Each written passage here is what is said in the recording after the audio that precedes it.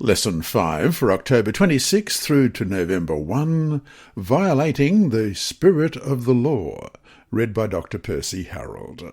Tuesday, October 29, Nehemiah acts. Seemingly the rebuke to the nobles and rulers, "Each of you is exacting usury from your brother," in Nehemiah 5:7, didn't bring the desired results. Thus Nehemiah did not stop there, but continued to fight for the oppressed among them. He could have just said that he had tried to teach the nobles and rulers, but it didn't work, and so he was forced to drop the issue. After all, these were the rich and powerful of the land, and that he would be going up against.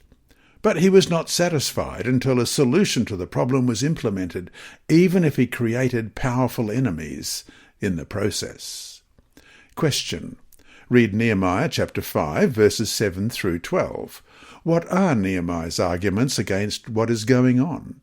What does he use to persuade the people to right the wrong? Nehemiah 5, beginning at verse 7. After serious thought, I rebuked the nobles and rulers and said to them, "Each of you is exacting usury from his brother." So I called a great assembly against them, and I said to them, "According to our ability we have redeemed our Jewish brethren who were sold to the nations. Now indeed, will you even sell your brethren, or should they be sold to us?" Then they were silenced and found nothing to say. Then I said, "What you are doing is not good. Should you not walk in the fear of our God because of the reproach of the nations, our enemies? I also, with my brethren and my servants, am lending them money and grain. Please, let us stop this usury. Restore now to them, even this day, their lands, their vineyards, their olive groves, and their houses, also 1/100th of the money and the grain, the new wine and the oil that you have charged them."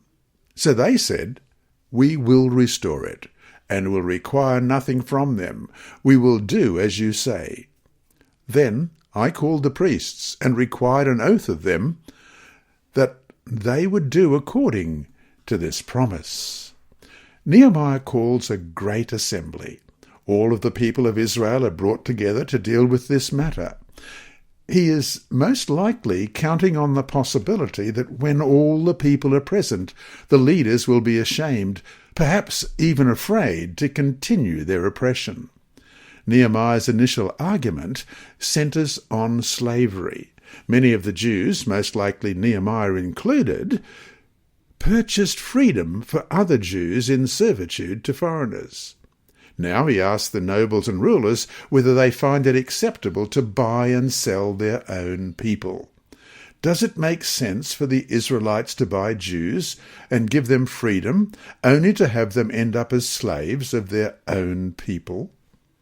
The leaders offer no response because they see that this argument is reasonable. Therefore, Nehemiah continues. He asks them, "Ought you not to walk in the fear of our God to prevent the taunts of the nations, our enemies?" Then Nehemiah admits that he himself has been lending the people money and grain.